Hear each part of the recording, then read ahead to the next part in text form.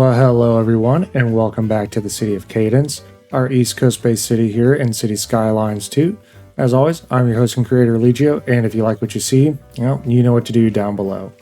So today we're gonna build out our cargo harbor that I've been talking about for the last couple episodes, and got the perfect spot for it right here on this peninsula, which seems like it sits perfectly in this natural little harbor area that leads right out to the ocean. So I think that's a really good spot for it. I think it's going to work out great. It's also right next to our train yard, so that makes a lot of sense. Some industrial vibes going on there. And I'm basing this harbor off of the Secret Marine Terminal in Baltimore. So see, I can do something besides New York City. But let's go ahead and cut over to that real quick and take a look at what we have to work with. And here is the Secret Marine Terminal, again in Baltimore, Maryland. And what stuck out to me about this cargo harbor while I was scouting all the various harbors along the East Coast is just how different its shape is. Because looking at it from here, I haven't really ever seen a harbor like that. They'll typically stick way out into the water, or they'll just run flat along the coast, kind of like this over here. But this one, we have this giant piece of land that just sticks out into the water. It's like a peninsula of concrete out there, and it's just an awkward, like, trapezoid shape. So thought it was neat. It also sits pretty far away from the ocean in its natural harbor. So that's pretty similar to what we have going on. So emulating that's pretty easy. And then while I was exploring it and stealing ideas, this piece of land right here just really stuck out to me. It's more or less a giant parking lot full of various vehicles. So like up over here, we have a bunch of cars and trucks and, regular automobiles. And then down here, you have construction equipment right next to some farm equipment and stuff like that. And I thought that was kind of interesting and kind of cool. Like there's a whole bunch of tractors over here. So what I'm thinking is, and I haven't done any research on this harbor outside of looking at it on Google Earth, what I'm thinking is this is like a staging area where they import or export farm equipment and construction equipment.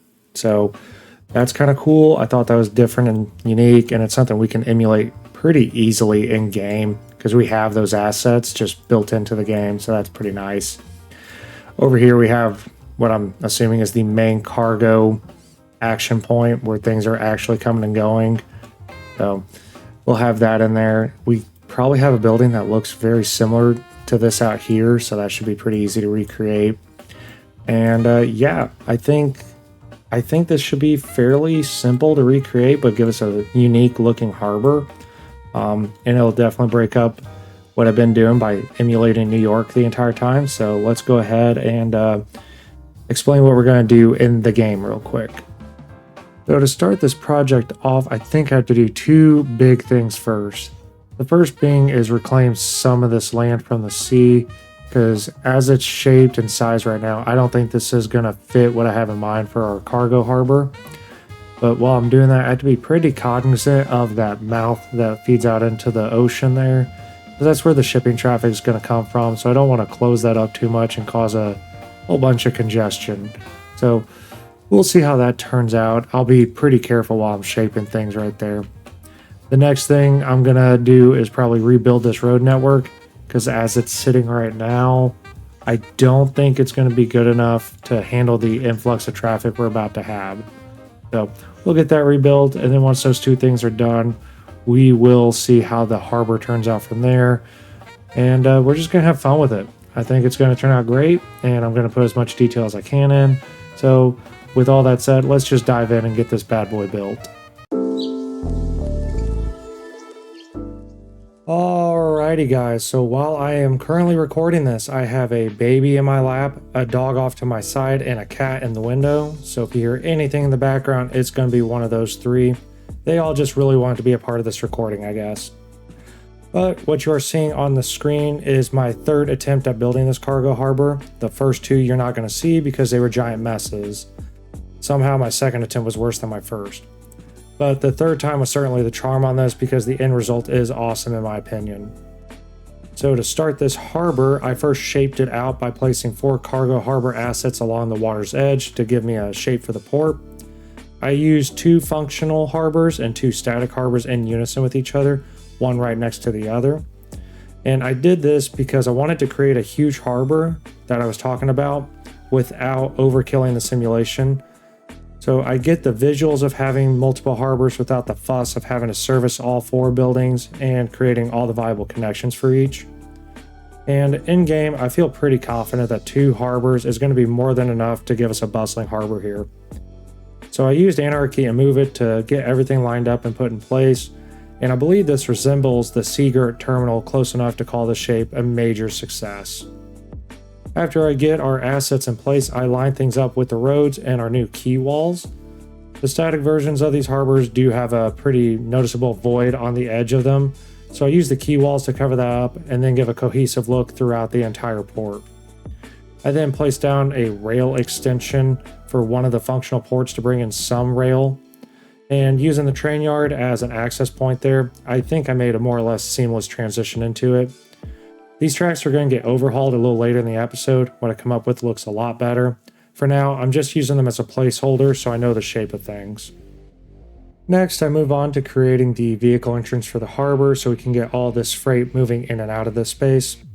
And this was a bit of a challenge as the train yard was a rather large obstacle we built for ourselves. But the answer to that problem came from the inspiration of Seagirt Terminal itself. Because while I was studying the harbor, I noticed a road that ran along the boundary of the terminal, and that's Keith Avenue. And after looking that over a little bit, I liked what I saw and I implemented parts of that road into my build. This created a more realistic transition and a nice smooth entry and exit point for the harbor. And my hope is that the intersection I build doesn't get overwhelmed, but I think it should be just fine, and some heavy traffic here would make sense and look more or less realistic. I like how I elevated that road, and it's going to bridge over the river here just to create another access point into the harbor itself. And then next, I move on to build a brand new interchange right next door. And this is going to be a significant upgrade to what we previously had there, what with our misshapen 4-leaf clover interchange. I don't know what I was thinking with that interchange. It was never going to handle the amount of traffic a industrial cargo harbor is going to put out.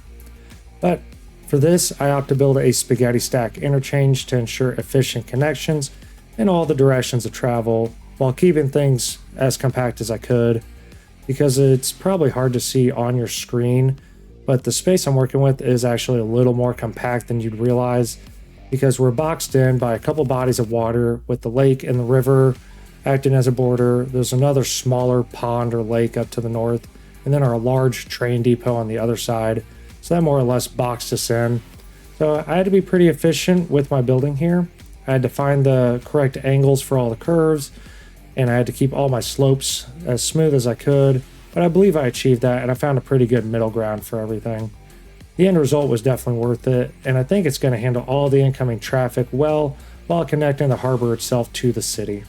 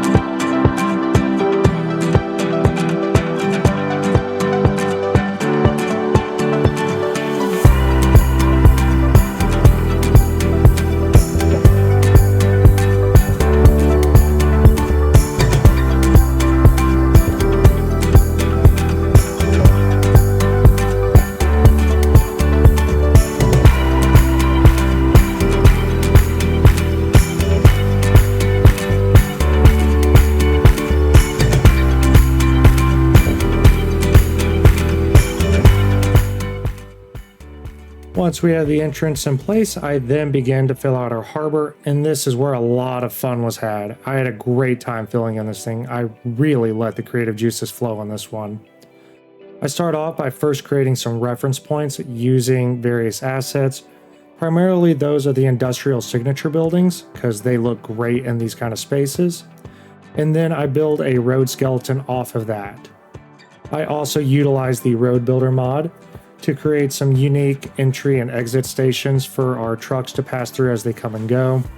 These aren't anything special. I simply copied the concept from other YouTubers that I've seen, but I come back to these a little later and add some of my own personal details to them to make them really stand out.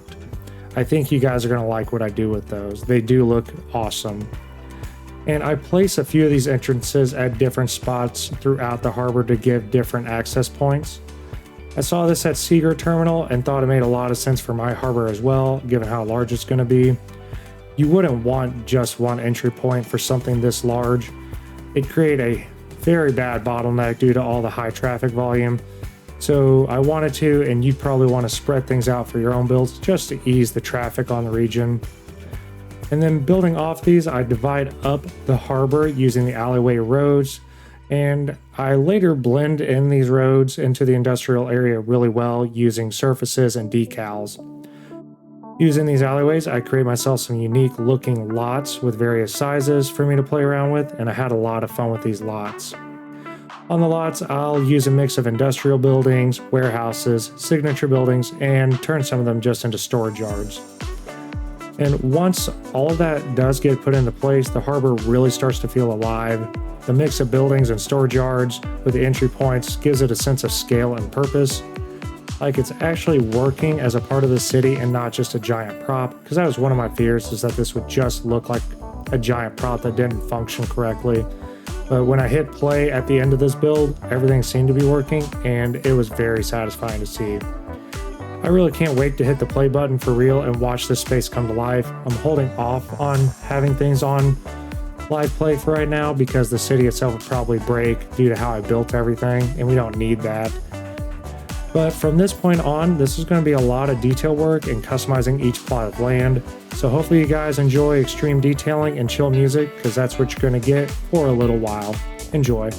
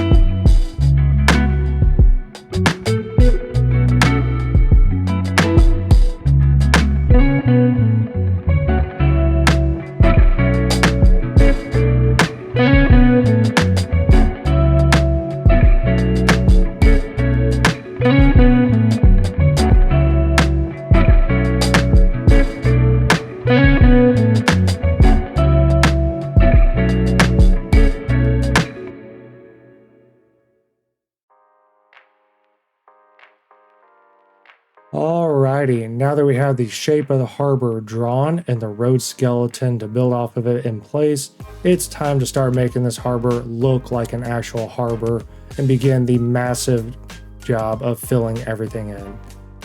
I start by first flushing out one of the 3 truck entrances that we have in place for the harbor, and then I kind of just work from there.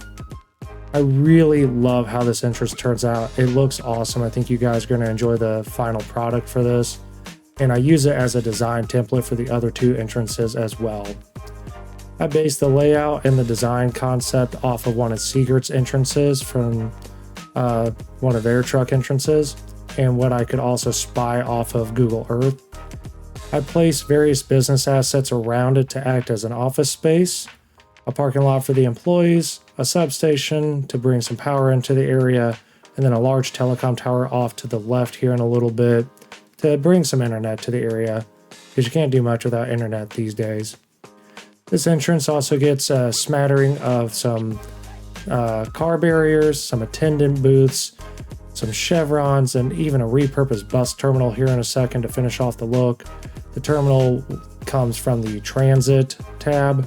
I use a static building, and with the magic of move it, I set it into place and it acts as a great overhang or a canopy.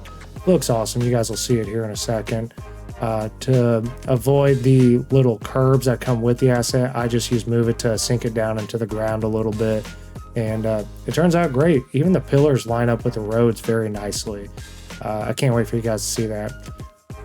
But anyways, I fill in these chevrons here, and this was very time consuming and a tedious task, but it's worth it in my opinion because it really adds to the ambiance here. Adding in some parking barriers is going to add a gritty industrial vibe that you'd expect when you enter one of these giant facilities, just a shipping wonderland, so to speak. But as for the other 2 entrances, you're not going to see those because I'm not going to subject you to 3 identical build montages. It really is kind of wash, rinse, repeat, and it would really kill the runtime. And I'm pretty sure you guys would click off the video at that point if you haven't already clicked off of it by now. But they do look good. Maybe not as detailed as this one, but they're going to look good. And this entrance honestly turned out to be one of my favorite spots in this build here. I think it just looks great, especially once that tower comes in. It just adds a certain feel to it. But from here, it's just a matter of more or less going lot by lot and filling in what makes sense at the time. We go up to the water's edge and kind of figure out how it's going to transition from the harbor itself back into like a natural theme using a smattering of rocks and decals and surfaces with some properly placed vegetation. And then I go lot by lot, so to speak, sprinkling in some cargo container lots, some box trailer lots, honestly a lot of box trailers. And then I do find some space for some farm equipment, much like we had at the Seegert terminal, because that takes up a lot of space and this was a large space to fill, so it came in handy there. And I do find a way to fit in some massive construction equipment you'll see in a little bit. Looks awesome. They're just comically large, which you guys will see in a little bit. It's a comically large piece of equipment.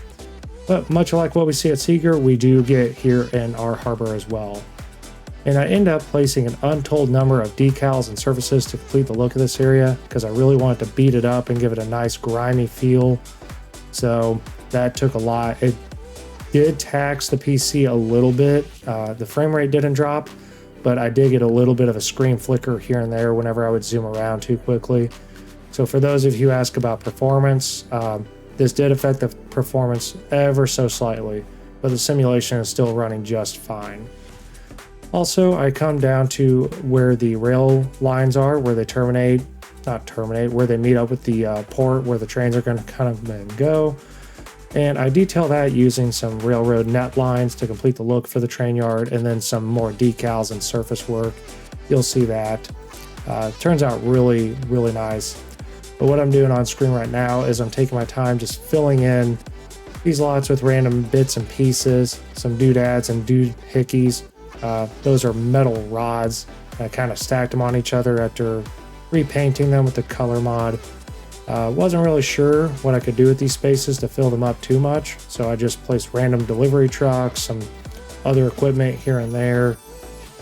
Just doing what I can and what makes sense at the time, just having a lot of fun with it. But as you can tell, the space just comes alive. The more stuff you put into it, the better sometimes, but there are some lots I will leave more or less blank and open. This lot right here just ends up being a giant parking lot for box trailers. And I didn't like how they were just gray, white, and black. That was really boring. So after I beat up the lot a little bit, basically taking a jackhammer to it and really breaking down the concrete, I used the Recolor mod to change a lot of the colors of the trailers because that just adds a lot of interest to it. Yeah, nothing too crazy. It's probably one of those projects I didn't need to necessarily do, but I think it looks a lot better having some reds, yellows, and blues in there. And just a great looking lot. This is one of those lots that you drive by and think nothing of it. It's just like, oh, it's just there. It's random junk filled in there, but I think that looks really good. And then next to the rail line, I tried to add a little bit of vegetation, nothing too crazy. And then this is where we transition from the cargo harbors, the actual assets themselves, into a bit of a natural surrounding because there's not much more you can do with this space here. You have a bridge running over it, the rail line right there, and it's a pretty narrow passage of water. The ships aren't going to go much further than this anyways, so I just let Mother Nature reclaim this and just put a whole bunch of rocks and decals down. Turns out really nice. I like it. It looks good. But honestly, guys, from here, it's kind of self-explanatory of all the stuff I start to do. So I'm going to leave you guys to it and just watch this and listen to some chill music. So sit back, relax, and enjoy the oddly satisfying process of me bringing this harbor to life.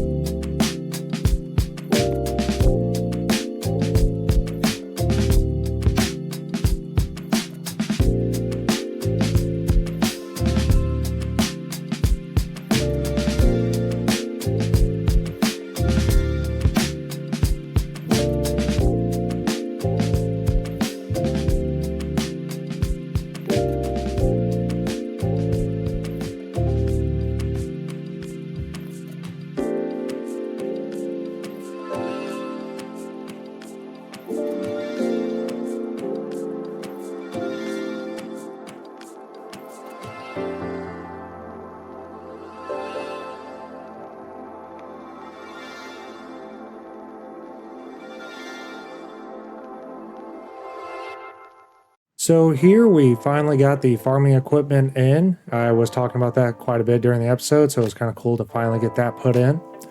I used the line tool to place down some combines, tractors, and other farming necessities on this lot. And I thought this was a pretty neat way to add some character to the harbor.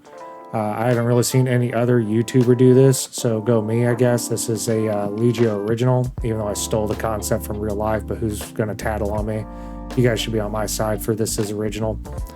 But while you were watching the video, I did a quick Google search, and I did learn that the Seagirt terminal is a major hub for farm and construction equipment import and exports. In fact, Baltimore, Maryland is ranked #1 among U.S. ports for volume of roll-on and roll-off cargo, which is your heavy farm equipment and construction machinery. It's just a fancy term for it. And per Google, Seagirt handled 1.3 million tons of heavy machinery back in 2023, which is a whole lot of Tonka trucks. So that's pretty cool, and you learn something new every day. I guess Cadence can now be the #1 port for heavy equipment in our world. And while the farming props themselves look great, they desperately needed a paint update, a new paint job. Most farming companies like John Deere, International, and Harvester and stuff like that, they opt to use bright colors like greens, yellows, and reds.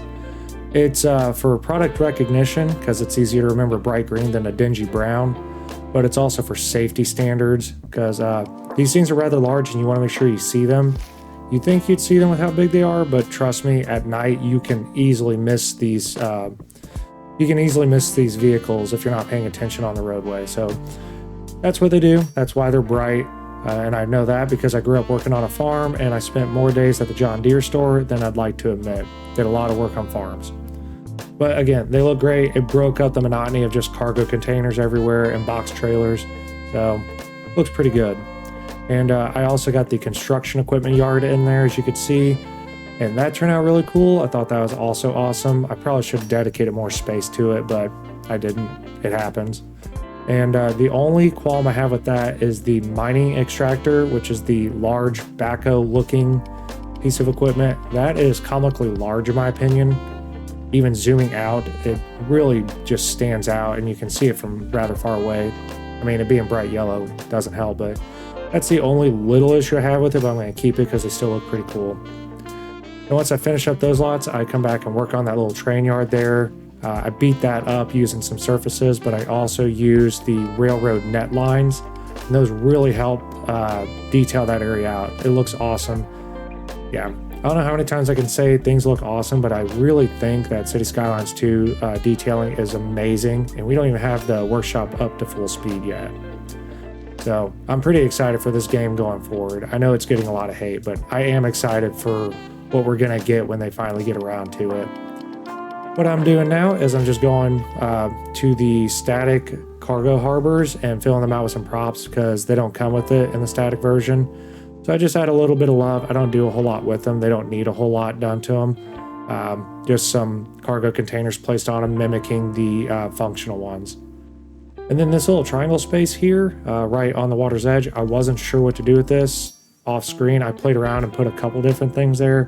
But I opted just to add another warehouse down here and some more cargo containers and stuff to act as a transition from one edge to the other, so to speak, and it really fills in that gap quite nicely. This whole thing actually is coming together. I'm really liking how the harbor's shaping up. If you guys are liking how it's shaping up, you should do the typical YouTube stuff down below because my algorithm could use all the love it could get, and also it just makes me feel good that something I create brings joy to your guys' lives.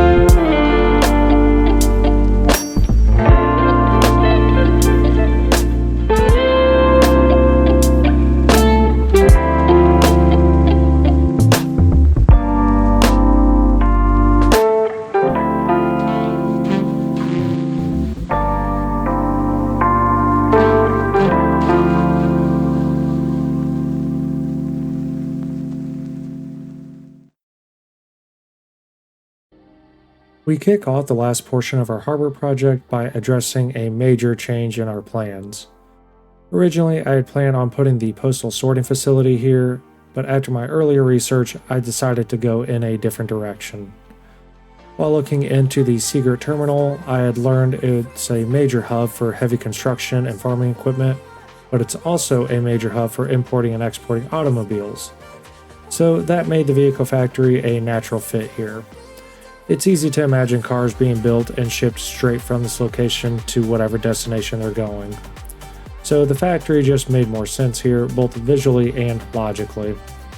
And besides, a postal facility works better being closer to the population anyways, so it's a good functional change as well as an aesthetic one. While the Northeast isn't typically associated with automobile manufacturing, most of that happens in the Great Lakes region or more recently in the Southeast and Midwest portions of the United States, I'm making this an intentional exception to that rule. The larger footprint of the factory required me to rebuild the roads around it, however, but that was certainly worth the effort in my opinion. I had to squeeze the entry point between the factory and the water inlet we had created, and what I envisioned is that during the planning phase for this harbor, the factory ownership would insist on having its own entry and exit for its own exclusive use, and I imagine the city or the planning commission or whoever was in charge would accommodate this request due to their desire to A, appease the company and bring in that sweet tax revenue, and to possibly divert any of the company's traffic from the other checkpoints and their roadways. In game, this won't happen. Vehicles will go wherever they want, but it is fun to pretend. Even if the game mechanics don't allow it, I like building with these little planning details in mind. It just makes the game more fun for me. I filled in that negative space between the factory and the access road with a custom employee parking lot and added some minor details to it, such as surrounding it with some curbage and overgrown vegetation. I like that look. Nature creeping right up against heavy industry feels authentic, since these areas usually aren't landscaped beyond what's absolutely necessary. But what was absolutely necessary was detailing this entryway a little bit, because I didn't want this to just sit empty and barren, because that would just look awkward and ugly to me. I have a tendency to always have to manipulate these empty spaces. I just can't let things be. I always have to have something that functions in that space. So I just added some parking for the workers and then just slapped in a few box trailers and semi-trucks to complete the look, along with an industrial building or two to give it purpose. And then I come over and fill out 3 giant lots full of vehicle props, simulating the Seagirt terminal. I can show you on Google that I'm not lying. They do have just massive lots full of vehicles. So to do this, I would just pick one prop and fill up about half the lot with it, using the line tool as best I could, trying to keep things even. But I'm not going to lie to you, I didn't try that hard to keep things even. Also, a little bit of awkward lines looked pretty good. Again, I don't know if this is how you'd store these vehicles. I would imagine this is not how you'd store new vehicles off the lot, ready for shipping. They probably have some kind of overhang or covering over them, but it's what I see at Seagirt, so I'm going with it. Also, I like how you have a whole bunch of trucks in one spot, a whole bunch of SUVs in another spot. My mentality with that is on Fridays, we make trucks. On Tuesdays, we make SUVs. And whenever we get made, just goes to that lot and sits there in one giant pile together. So I thought that was kind of a fun and unique concept. And it also justified me going ham with the prop line tool. But now I'm transitioning into more of the same of just filling in the space with a bunch of cargo lots, because this is closer to the actual cargo port. So I figured the transition back to these containers made sense. Tried to change things up, and to do that, I used a mix of some of these static transit buildings. You'll see me do that. I thought that added a lot more character and it kept things interesting than using the same warehouse over and over and over. Because that gets boring. You wouldn't see that. You don't have the same warehouse everywhere. So I found good success with those transit buildings. I think you guys would find success with it too. Yeah, really happy with that. And then I also added in some of those, they're actually farming equipment props, I believe, but I say that they just can carry the containers around because you have to move them somehow. So added those in, and it added some pretty good ambiance. And then what I'm doing right here is I took the dairy signature building, and I'm repurposing it into like a chemical storage facility or a chemical plant. Not really sure. And to do this, I used the Better Bulldozer to remove a lot of assets and surfaces from it, and then took some of the chemical tank props and placed them on the back side and some other tanks here and there. And this really turned out pretty cool. I was happy with the results. I get the benefit of the dairy storage facility with the aesthetics of a chemical plant. So that's pretty cool. I like that. One thing that drove me nuts is anytime I would move something, all the old props would pop back up on the building. So that made it kind of difficult. I off-screened some of this because it kept getting in the way and I had to re-delete some things, but it was pretty cool. And then tried and true method of surround the facility with a fence because these are probably dangerous, hazardous chemicals, and then beat it up with some stains and oil spots because that makes more sense here. And then I just put some oil tankers and oil trucks where it made sense. Here I'm putting down a firehouse. I use the community firehouse here because it blends in the best to the area. But if we didn't have a fire station here assigned to it, everything would burn to the ground because this is an industrial area and there's a lot of fire hazards that come with that. So, yep, I spent some time detailing it out. It got its own little lot. I went with the community firehouse because it blends in the best. Yes, I say that a lot, but also it doesn't stand out. And it's a brutalist concrete building, so that's what made it stand in great. And now for the rest of the build, I put in some industrial buildings here and there, and then just surround them with various props to try to make them fill in and look good. Yeah, that's more or less what's going to happen for the rest of the time. I'm awkwardly filling air now because we're nearing the end of the episode, and I don't know what else to really say here. So what I will say is, if you're enjoying this build, do the typical YouTube stuff down below. If you liked what I did, please leave a comment. If you have an idea for some other stuff, let me know what you'd like to see, because the next phase of the build, I think I'm going to build the oil transportation and the coal yards. So if you have ideas for that, let me know. That's going to be the next episode, and it's going to stem right off of this harbor. So anyways, guys, I'm going to leave you to it, and I will see you guys in the live play.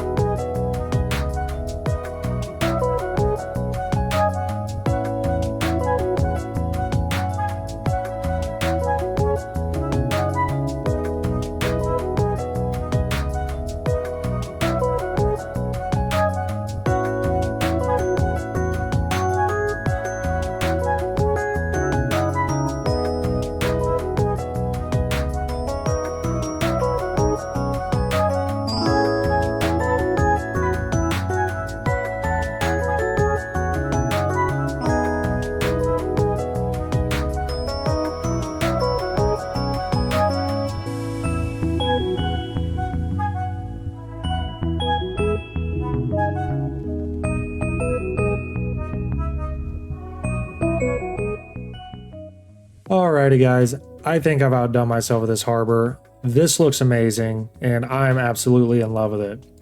I don't think it's too far of a stretch to say this is one of the best looking harbors you're going to find in a City Skylines 2 video. So if you agree, say something down below. If you disagree, say something down below. You should just say something down below.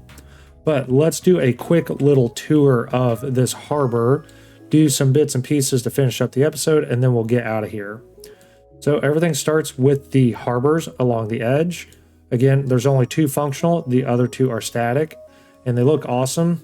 I changed the color to green and white because the contrast against the water looks better to me. Really like that. So a little triangle wedge right down here. I just filled this in. I think it works. I wasn't sure what to do here, but I opted to make more storage yard because you can never have enough storage yard in a cargo harbor. The little train yard right here turned out better than I expected. I thought this was going to be kind of boring, but those rail net lines really helped jazz up the place. Gave it quite a bit of spice, and I just have some random props. There's only 1 functional line here, so only 1 train is going to come and go from this facility. Then we just have a bunch of container yards. I mean, that's what you're going to have in a harbor, but they look great. The props in this are good, and it's not affecting my frame rate too bad, so I'm happy with it. And then this little entrance that I'm absolutely in love with. This looks so cool. I'm so happy with that. And then up here we have our vehicle factory and a big old parking lot full of the cars it's made that are waiting to be shipped. That looks cool. I didn't think having a huge parking lot, well, 3 huge parking lot full of cars would look good, but it actually does look good. I like that. I like that a lot. And then repurposing the dairy farm thing into a chemical thing turned out pretty good with the fire station next door. So all that looks really good. I'm really happy with it. When you zoom out, this looks awesome. Very happy with the results. So enough patting myself on the back because I'm gonna bruise my back if I keep doing that. Let's go ahead and finish out this episode with a few things. First, we need to get our cargo lines and our shipping lines in place. So first, I'm going to go ahead and get the train line going. So we need to go in here, and it always takes me a second to find it. There it is, Cargo Railway Route Tool. We're going to select this, zoom out a little, and it's going to go to Yellow Pine and back. So there's that line. The next thing we're going to do is get our shipping lines in place for what I'm deeming Cargo Harbor 1 and Cargo Harbor 2.